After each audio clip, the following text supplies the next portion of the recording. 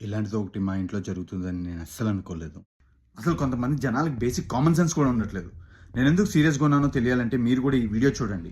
ఒక auto driver మా ఇంటి ముందు ఆటో ఆపి ఎవరో పాసెంజర్‌ని దింపి ముందుకెళ్ళి మళ్ళీ సడెన్‌గా రివర్స్ వచ్చి మళ్ళీ మా ఇంటి గుమ్మం ముందు ఆటో ఆపాడు. ఇది జరిగింది ఈవినింగ్ 6:30 ఆ టైంకి. ఆ టైంకి మా పనాన్న అక్కడే ఉండి మా గుమ్మం దగ్గర ముగ్గు పెడుతుంది. సడెన్‌గా ఆటో డ్రైవర్ గాడు అక్కడ రోడ్డు మీద నడుచుకెళ్ళే ఒక ఆమెని మా ఇంటి లోపలికి లాక్కుంటూ తీసుకొచ్చాడు. ఇది జరిగే టైంకి మేము ఇంట్లో అవతల బ్యాక్ యార్డ్‌లో ఉన్నాం. దాదాపుగా ఒక 15 నిమిషాల పాటు ఏవేవో మాట్లాడుకున్నారు. అండ్ మోర్ ఇంపార్టెంట్‌లీ ఇదంతా మాకు చెప్పడానికి మా పనామె భయపడ్డది. మమ్మల్ని పిలవడం కూడా పిలవలేదు.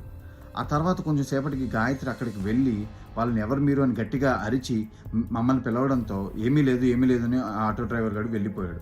అండ్ ఆమె ఏడుస్తూ బయటికి వెళ్ళకోకుండా ఆ ఆటో వాడు వెళ్ళేదాకా చూసి ఆ తర్వాత వాడు వెళ్ళిపోయాడని కన్ఫర్మ్ చేసుకుని అప్పుడు బయటికి వెళ్ళింది.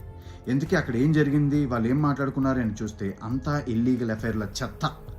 లక్కీలీ మా ఇంట్లో మల్టిపుల్ సీసీ కెమెరాస్ ఉండడం వల్ల అసలు వాళ్ళు ఏం మాట్లాడుకున్నారు, వాళ్ళు ఏం చేశారనేది మేము తెలుసుకోగలిగాం. పరాయి వ్యక్తుల ఇంట్లోకి వాళ్ళ పర్మిషన్స్ లేకుండా ఎట్లా వెళ్తారండి?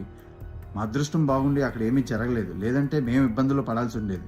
అందుకే ఐ సజెస్ట్ అందరూ కూడా సీసీ కెమెరాస్ ఇన్స్టాల్ చేసుకుని మిమ్మల్ని మీ వాళ్ళని సురక్షితంగా కాపాడుకోండి. Thank you.